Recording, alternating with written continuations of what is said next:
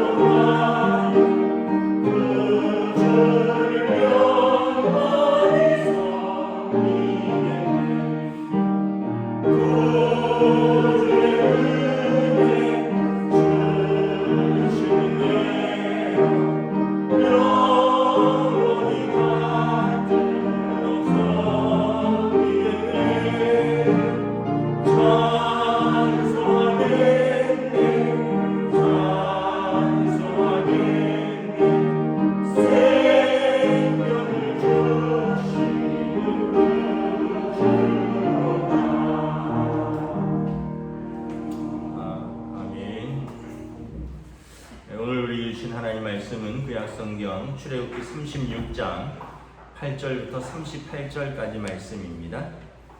출애굽기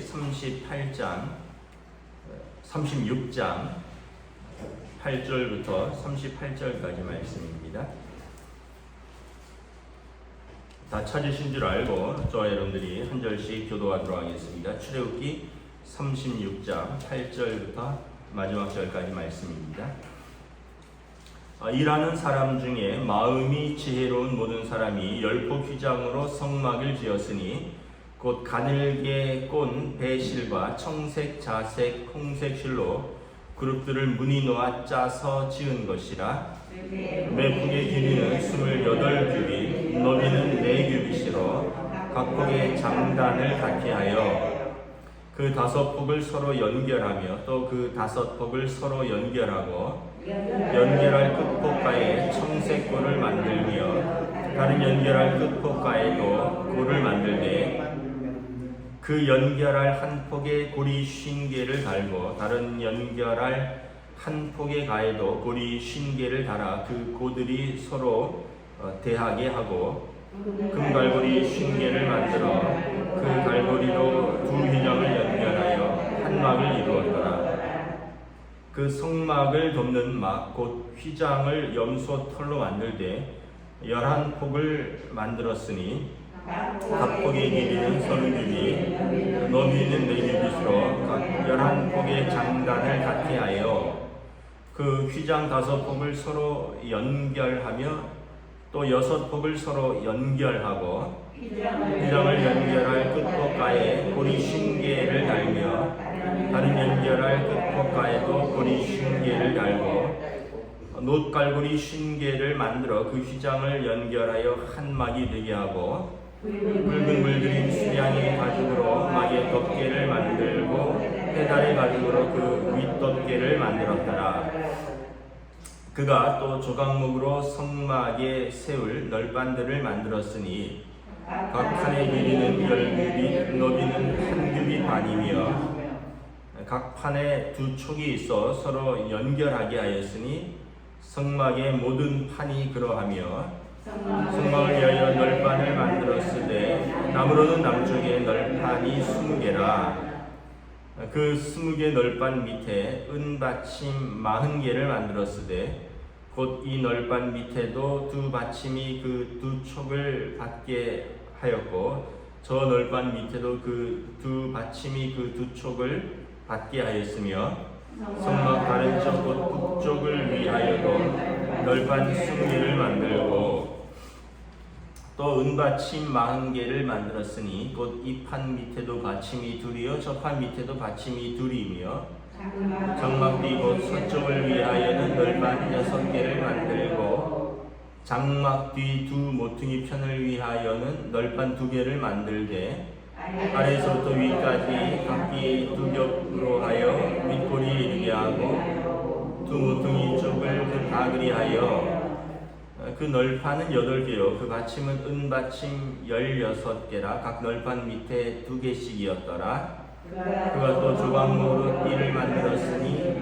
그 성막 이쪽 널판을 위하여 5개요 성막 저쪽 널판을 위하여 5개요 성막 뒤 곧 서쪽 널판을 위하여 5개며 그 중간 띠를 만들 때 널판 중간이 끝에서 저 끝에 미치게 하였으며 그 널판들을 금으로 싸고 그 널판에 띠를 꿰를 금고리를 만들고 그 띠도 금으로 쌌더라. 그가 또 청색, 자색, 홍색 실과 가늘게 꼰 배실로 휘장을 짜고 그의 그룹들을 정교하게 수놓고 조각목으로 4기둥을 만들어 금으로 쌌으며 그 갈고리는 금으로 기둥의 4받침은 은으로 부어 만들었으며 청색, 자색, 홍색 실과 가늘게 꼰 실로 수놓아 장막문을 위하여 휘장을 만들고 함께 읽습니다.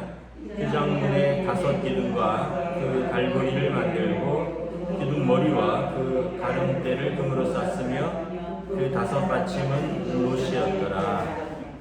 아멘. 할렐루야. 네, 오늘도 새날이 시작되었습니다. 하나님께서 주시는 은혜와 평강 가운데 또 하루를 사시는 복된 날이 되시기를 축복합니다. 오늘 말씀은 이제 성막 건설의 어떤 시행 과정을 다루고 있습니다. 우리가 앞서에서도 비슷한 내용들이 있었는데 앞에는 그 모세에게 주신 성막을 이렇게 건설하라라는 명령이고요. 35장부터는 이제 모세가 그 백성들을 불러서 이제 오홀리압과 부살레를 통해서 실제로 사람들과 함께 성막을 이제 짓는 과정이 되는 것이죠. 그러니까 앞서서 같은 내용이 반복되었는데 왜 또 반복될까? 앞에는 하나님께서 모세에게 이렇게 만들어라 하고 쉽게 얘기하면 이제 설계도 청사진을 주신 것이고, 이제 35장부터는 모세가 그 청사진대로 설계도대로 백성들에게 이렇게 만들어라, 그리고 이제 실제로 실행하는 것입니다. 오늘 말씀에 보면 이제 이 본문에서 우리가 특별히 무엇을 주목해야 될까? 명령하신 그대로 만들어야 된다라는 것입니다. 성막은 왜 그런가 하면 여러분 조립식이죠. 이거는 이제 한 사람이 다 만드는 게 아니라 여러 사람이 분담해서 만드는 것입니다. 어떤 사람은 나무를 깎고, 어떤 사람은 세공을 하고, 어떤 사람은 뭐 그 천을 짜고 뭐 이런데, 이 한 사람이 이제 개성이 아니라 여러 사람이 그 어떻게 보면 명령대로 자기 부분을 만드는데 중요한 의미가 있습니다. 만약에 어떤 사람이 이게 좀 촌스럽다, 이게 뭐 천사 모양이 뭐냐, 나는 천사가 이렇게 있는데 나는 천사에다가 좀 꽃도 그려놓고 나비도 그려놓고 싶다 해서 막 술을 짜서 이렇게 천사 모양 그룹으로 이렇게 술을 놓으라 그랬는데, 어떤 사람이 자기 모양에다가 나비도 그려놓고 꽃도 그려놨어요. 그러면 나중에 이거를 하나로 이었을 때 그림이 어울리지 않게 되는 거죠. 또 어떤 사람은 이 성막이 뭐 너무 좀 사이즈가 작지 않느냐, 좀 나는 길게 짜겠다, 좀 넓게 짜겠다. 그래갖고는 이제 자기는 좀 넓게 하고 또 길이를 길게 했어요. 그런데 15절에 보면 각 폭의 길이와 너비를 정해놨습니다. 각 폭에는 35규빗이고 너비는 4규빗이고, 그리고 16절에 보면 그걸 서로 연결해야 됩니다. 근데 어떤 사람은 길고 어떤 사람은 짧으면 이 규격이 안 맞으면 연결을 할 수가 없는 거예요. 어디를 잘라내든지 어디를 덧붙이든지 해야 되는 거죠. 그러니까 이 성막의 이 실행에 있어서 중요한 것은 개성이 아니라 명령대로 온전히 순종하는 것입니다. 그래서 한 사람이 어긋나면 전체가 조화를 이루지 못하고 전체가 안 맞는다는 거죠. 그래서 이 성막 건설을 통해서 우리가 깨닫는 것은 뭐냐 하면, 신앙생활은 하나님 앞에서의 온전한 의지와 순종이다라는 거예요. 의지는 무엇입니까? 내 인생 내 마음대로 사는 게 아니라는 거죠. 이거 내 인생 내가 주인인데, 이 세상의 그 모토는 뭐냐면 네 인생 네가 주인이다라는 거예요. 그래서 자유롭게 살아라. 그런데 성경은 뭐냐 하면 우리 인생은 하나님께서 주관하신다는 거예요. 우리는 청지기예요. 우리 시간, 우리 몸, 우리에게 주신 사람, 우리 재물, 우리는 청지기대로, 청지기는 뭐예요? 맡은 사람인데 맡은 것을 우리가 쓸 수 있는 권한이 있어요. 근데 특징은 뭐냐면 마지막에 계산할 때가 온다는 거예요. 그게 청지기의 이제 자세인 것이죠. 주인이 왔을 때 그것을 셈한다는 것입니다. 제대로 살았는지. 이제 만약에 그런 과정이 없다면 마음대로 살아도 되죠. 우리 몸에 뭐 나쁜 걸 쏟아 부어도 되고, 우리 몸에 뭐 나쁜 선택을 해도 되고, 또 우리에게 주신 관계들 다 망가뜨려도 되고, 내 마음대로니까. 그런데 심판자가 있다라는 것은 하나님께서 우리를 지으신 목적이 있고 그 과정을 하나님께서 다 계산하고 계신다는 거예요. 그래서 마지막에 판단하신다는 거죠. 그 청지기는 뭐예요? 주인이 왔을 때 맡겨주신 것을 주인에게 돌려드리는 사람이잖아요. 달란트 비유에서처럼. 임의로 하는 것이 아니라 작은 것에 충성스럽게 사는 것. 하나님의 뜻대로 사는 것입니다. 이 신앙생활의 특징입니다. 하나님을 의지하고 하나님께 순종하며 사는 삶입니다. 나를 창조하시고 나를 구원하신 하나님께서 나를 가장 잘 아시기에 나를 선하게 인도하시기 때문에 내 의지를 그분께 온전히 드리는 것입니다. 그래서 신앙생활은 의존과 순종입니다. 하나님께 의존하는 것이고 하나님 말씀에 순종하는 삶입니다. 근데 하나님 없는 삶은 뭐냐 하면 내 마음대로 사는 삶이 되는 것이죠. 요즘 코로나가 다시 이렇게 4차 대유행을 하고 있는 시대입니다. 지금 오늘도 1000명이 넘었기 때문에 아마 오늘 저녁쯤 새로운 거리두기 4단계가 발표가 되지 않을까 싶어요. 그러면 이제 모든 게 이제 아이들 학교도 전면 등교 금지고요. 이제 교회도 다시 주일부터 비대면으로 들어갑니다. 또 하여튼 모임도 이제 여러 가지가 제한이 되고 집합 자체가 금지가 되고 이런 거죠. 근데 그런 과정 속에 보면 우리가 어떤 게 있냐면 조금 지쳤어요. 1년 반을 마스크를 쓰고 살다 보니까 익숙해진 것도 있는데 죽기 하겠느냐. 주변에서 죽은 사람은 못 봤다. 이런 게 좀 익숙해지고 나태해지고 그러다 보니까 저도 우리 교회 마당에서 일하는 분들이 이제 여기 골목에 공사를 하거든요. 이제 공사가 끝났습니다. 골목에 이제 산 쪽이기 때문에 거기는 개인 땅이 아니라서 거기를 다 이제 계단을 새로 깔고 까고 부수고 이런 작업들을 한 2주 정도 했어요. 근데 보니까 이분들이 일하면서 힘드니까 일하는데 얼마나 힘들겠어요, 여러분. 질통으로 다 들어서 나르고 또 삽으로 해야 돼요. 그러니까 이제 마스크를 벗고 일하는 거예요. 그래서 제가 그랬어요. 다른 데서 모르겠는데 교회 마당에서 일하는데 교회 마당에 모래도 뿌려놓고 거기서 시멘트를 섞기도 하고 물도 쓰기도 하고 그랬거든요. 제가 그런 걸 쓰는 걸 뭐라 한 건 아니에요. 대신에 남의 마당에서 마스크를 쓰고 일하라 이랬어요. 근데 이제 사실은 그게 우리의 일상에 어떻게 보면은 좀 일반화된 겁니다.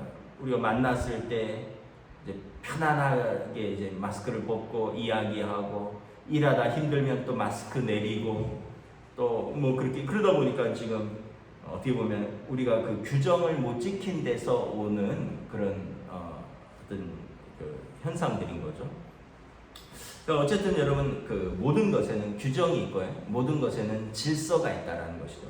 그래서 이대로 하지 않으면 전체 공동체가 조화롭게 운영되지 않는다. 하나님은 질서의 하나님이시고 하나님께서는 우리에게 온전한 순종을 통해서 전체 공동체를 구성을 하신다라는 것입니다.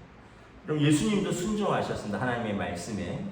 예수님께서 겟세마네 동산에서 기도하실 때 뭐라고 하셨습니까? 하나님, 이 잔을 내게서 가능하면 피할 수 있게 해달라. 그러나 내 뜻이 아니라 하나님의 뜻대로 하여 주시옵소서. 근데 하나님의 뜻은 뭐냐면 아들을 그 잔을 마시지 않게 하는 것이 아니라 하나님의 뜻은 아들의 십자가로 모든 백성이 구원을 얻는 것입니다.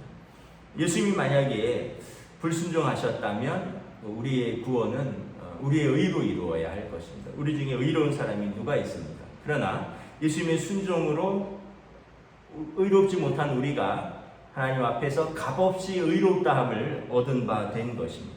예수님의 순종이 우리의 구원을 이룬 것입니다. 빌립보서 2장에 보면 너희 안에 이 마음을 품으라 곧 그리스도 예수의 마음이니 그는 근본 하나님과 본체시다 하나님과 동등됨을 취할 것으로 여기지 아니하시고 종의 형체 사람의 모습으로 이 땅에 오셨고 죽기까지 복종하셨으니 곧 십자가를 지심이라. 예수님은 순종을 죽기까지 하셨다라는 것입니다. 그래서 하나님 앞에서 우리의 구원을 이루셨다라는 것입니다. 그래서 여러분 신앙생활은 무엇보다 하나님의 말씀에 대한 순종입니다. 창세기에 보면 원죄가 어떻게 시작됩니까? 불순종으로부터 시작됩니다. 하나님의 명령에 대한 불순종으로부터 이제 죄가 시작이 되는 것입니다. 불순종을 하면 어떤 현상이 일어나나요? 부끄러움을 느낍니다. 수치를 느낍니다. 왜냐하면 질서를 깼으니까. 하나님께서 이제 아담과 하와를 찾으시죠. 이 사람들이 선악과를 따먹고는 제일 먼저 그들의 몸이 벗은 것을 알고 부끄러워서 그들의 몸을 가리었다. 그리고 하나님께서 찾으신 데 숨었다 그랬습니다. 여러분, 불순종하면 이제 부끄러움을 느끼게 되는 것입니다. 그리고 나서 이제 어떻게 될까요? 서로 비난하게 됩니다. 내가 왜 그것을 먹었느냐? 그러니까 하나님, 당신이 주신 그 여자가 나로 하여금 먹게 하였다. 여자는 뭐라고 했습니까? 뱀이 나로 하여금 먹게 하였다. 어쨌든 먹은 것은 나의, 누가 뭐라고 했든지 간에, 그러나 그것을 불순종하는 것은 나입니다. 누가 꼬였든지 간에. 근데 자기는 안 했는데 뱀이 그랬거든요. 자기는 안 하고 싶었는데 하나님이 주신 그 여자가, 그러니까 여자에게, 아내에게 책임을 돌릴 뿐더러 하나님에게도 책임을 돌리는 거죠. 그 여자, 당신이 주셨다라는 거죠. 그러니까 여러분, 우리 안에 이 불순종이 들어오면, 죄가 들어오면 질서가 깨지고 부끄러움이 생기고 서로 이제 비난하게 되고 책임을 돌리게 된다는 거죠. 모든 것은 그렇습니다. 이스라엘과 하나님이 깨어지게 된 원인은 뭐냐면 불순종입니다. 언약을 깬 것입니다. 언약을 깨면서 하나님의 진노가 시작됐고, 언약을 깨면서 이스라엘과 하나님 사이에 큰 상처와 금이 가기 시작한 것입니다. 모든 것에는 여러분, 그 공동체의 질서가 있고 순종이 있어야 되는 것입니다. 그러니까 우리가 뭐 가정에서도 그렇고 회사에서도 그렇고 다 규정이 있고 거기에 따른 질서가 있습니다. 그걸 못 지키면 그 공동체에 합당하지 않은 것입니다. 가정에서도 질서가 있고요, 언약이 있습니다. 회사에서도 똑같습니다. 회사에서도 회사의 규정이 있고 또 회사의 그 어떤 그 지침들이 있어요. 그걸 어기면 그 회사를 다닐 수가 없는 거죠. 우리가 하나님 앞에서는 하나님의 말씀이라는 우리 인생의 지침서가 있어요. 하나님의 말씀이라는 그 규정이라는 게 있어요. 근데 우리가 이것을 지키지 않으면 오늘 보면 서로 연결되어야 되고 서로 합해야 되고 서로 맞춰야 되는데, 우리가 그걸 지키지 않으면 서로 연결되는 고리가 끊어지는 것입니다. 서로 맞춰야 되는데 어긋나는 것입니다. 우리 인생이 하나님의 말씀에 불순종이 하면 우리 인생이 연결되어야 될 부분에서 끊어지고요, 맞춰야 될 부분에서 어긋나는 것입니다. 우리는 계속해서 하나님께 책임을 돌리는 거죠. 하나님, 왜 나 이렇게 열심히 사는데 왜 내 인생이 이렇습니까? 왜 나에게 이런 고난을 주십니까? 근데 자세히 돌아보면 어떻게 보면 뜻없는 고난은 없어요. 물론 무고한 고난도 있긴 있겠지만 대부분의 고난은 우리의 불순종, 우리의 잘못으로 인한 것입니다. 근데 이제 우리는 하나님의 말씀대로 살지 않고 우리는 이제 대부분 이제 책임을 하나님께 돌려요. 하나님, 왜 내 인생이 이렇느냐라는 거죠. 하나님, 왜 나는 이렇게 되느냐라는 거죠. 이게 어떻게 보면 제일 잘 알 수 있는 게 여러분 교통입니다. 교통에 보면 차가 가는 신호가 있고 사람이 가는 신호가 있습니다. 좌회전할 때가 있고 우회전할 때가 있습니다. 정지해야 될 때가 있고요. 근데 보면 이제 모든 사고는 다 약속을 어기는 데서부터 시작됩니다. 지난번에 이렇게 어디 길을 가는데 이 교차로에서 차가 안 끊어지는 거예요. 근데 상식이거든요. 교차로에 차가 이렇게 연결되면 내 신호라도 교차로에 진입하지 않는 것입니다. 파란색이라도 분명히 못 지나갈 걸 알면 내가 진입하지 않아야 돼요. 근데 보면 많은 사람들이 서질 않아요. 그냥 그걸 가겠다고 진입해서 교차로 한가운데서 신호가 바뀌어요. 교차로 한가운데서 내 차가 서 있으니까 다른 차들이 다 막히는 거고 빵빵거리고 못 가고, 근데 그 약속만 지켜도 훨씬 더 순조롭게 간다는 거죠. 그래서 다시 말하면 여러분, 우리 인생에 이 청사진이 있어요. 하나님의 계획, 하나님의 뜻이 있고 여기에 대한 온전한 순종, 또 교회도 마찬가지입니다. 공동체의 질서, 목사는 목사의 할 일이 있고요, 또 장로는 장로의 직분으로서 할 일이 있고 권사는 권사의 직분으로서, 안수집사는 안수직, 우리 헌법에 다 나와 있습니다. 그 직분대로 감당을 하면 됩니다. 이게 질서고 또 이게 이러한 순종으로 전체 공동체가 이루어지는 거예요. 에이, 나는 모르겠다, 나는. 이러고 나서 왜 안 돌아가지? 또 자기 사명을 잊어버리면 자기 책임을 포기하기도 하고요. 또 월권하기도 합니다. 그래서 오늘 성막의 제조 과정을 통해서 우리가 깨닫는 것은 뭐냐면 온전한 순종을 통해서 하나님의 교회를 이루어간다. 나의 순종을 통해서 공동체의 질서와 조화를 이루어간다. 여러분, 만약에 어떤 사람이 여기 보면 받침을 만들려고 그랬어요. 받침은 뭐 그냥 우리로 말하면 텐트 받침 같은 겁니다. 텐트가 쓰러지지 않도록 기둥을 세우는데 그 밑에 받침을 노수로 만들어야 돼요.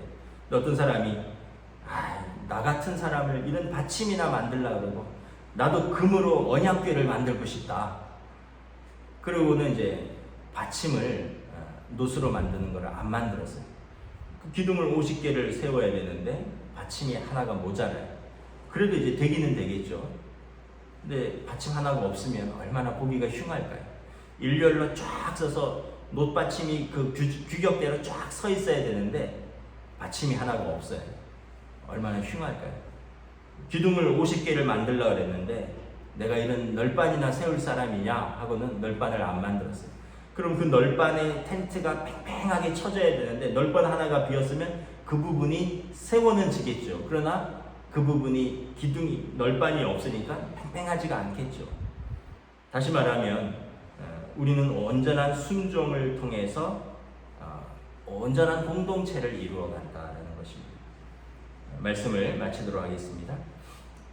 우리 인생도 그렇고 또 우리 가정도 그렇고 또 우리가 속한 공동체도 그렇고 무엇보다 하나님 앞에서 우리는 지켜야 할 것은 지키고 또 우리가 충성해야 할 것은 충성할 때 그곳이 온전히 세워지는 것입니다.